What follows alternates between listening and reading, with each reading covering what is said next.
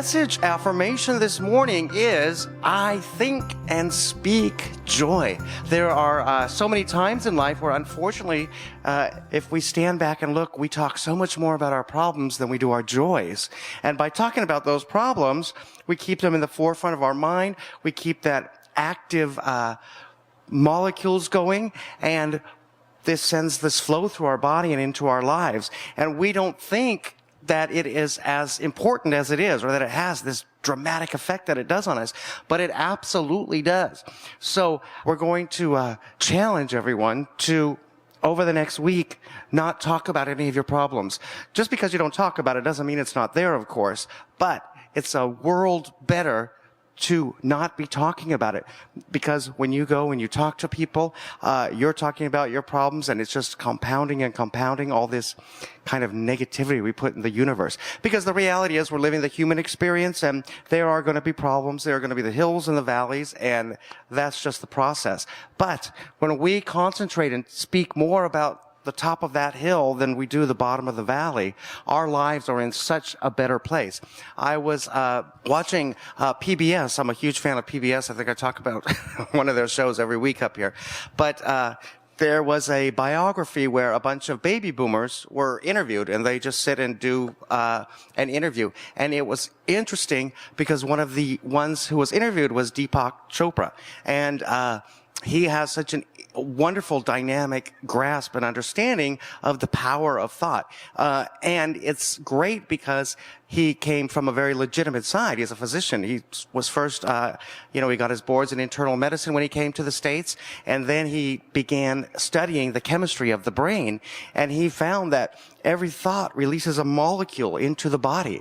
And so if you're going to be releasing your thoughts and releasing things in your body, isn't it much better to release positive, healthy things? Because when we focus on our problems and we forget about our joys, that's exactly what's happening. Chemicals are actually going in and throughout our body, but they're negative. And whereas we have the option to make them joyful, wonderful, beneficial molecules because we change our thoughts. And we do that by being careful of what we speak about. We can come and be these new thought students here Sunday, and we get very excited, and we have our understanding, and we're into these laws of attraction. We understand that. And then we go home, and then we talk to the neighbor about the other neighbor's dog, or, how noisy he is, or this problem or that problem. And we think, oh no, I'm just talking about that. It doesn't really matter. I'm not. But it does matter. It does matter. I was talking last week, as you may recall, about keeping it simple, how simple it is, these laws of attraction. Now, understanding that and putting that together is very simple.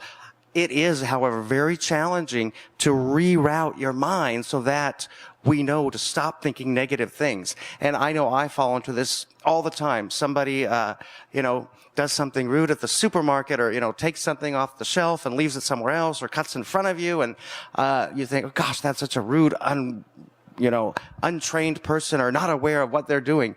And these little negative things happen. And, especially in the workaday world, you're interacting with so many different people on so many different levels, and somebody is bound to tick you off for doing something. And so it's easy to fall into thinking negative thoughts or think untoward things about them. It's harder to stop and think a joyful thought, or to think a positive thing about that situation or circumstance, and say, that person, I hope that they get to go to a nice New Thought church soon, and they'll be just so wonderful.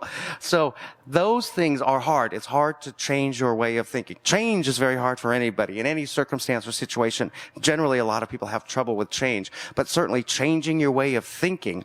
And the odd thing is that if we can get there, well, it's not odd, but the wonderful thing is, if we can get there, if we can change our way of thinking, we change our whole lives. And everything is, as we say when we begin our services, everything is perfect, spiritual, and divine when we get to that place where we keep our thoughts perfect, spiritual, and divine, and we think and speak joy rather than the problems. So our question this week, as you're going through the week, Ask yourself, how often do I find myself talking about my problems? Is it more often than I talk about my joys? So that can be a good thing. I'm sure we've all heard some statistical study about people, if you go into a business or a restaurant or something, that if you have a bad experience, you're 10 times more likely to talk to people about that than if you have a good experience. And of course, we in New Thought are all about turning that around. Let's turn that around. Talk about the good experience. Let the bad ones slide under the carpet. Like I say, just because we aren't thinking about it or talking about it doesn't mean it doesn't happen, but we're not giving it validity because we're not letting it evolve into something more by focusing on it and talking about it and speaking all of the problems rather than the joys. So when you get up tomorrow morning and start your Monday, ask yourself as you're looking in the mirror, brushing your teeth, saying, okay, this is a brand new week. I am not going to find myself talking about my problems more than my joys. And ideally, we won't talk about your problems at all. But definitely focus on the joys. Focus on the joys. And the good news is that while not talking about our problems will not make them disappear, however, it will keep them out of mind, making room for our joys. Every thought creates a molecule, sending energies through our bodies. We can guarantee that those are good, positive energies simply by changing our thinking and changing our speaking. So remember, think and speak of all the joys. Put the problems in the background. They'll still be there, but don't give them any validity by compounding them and talking about them. Think and speak joy. So as you go through the week, tell yourself, I'm only going to think and speak joy.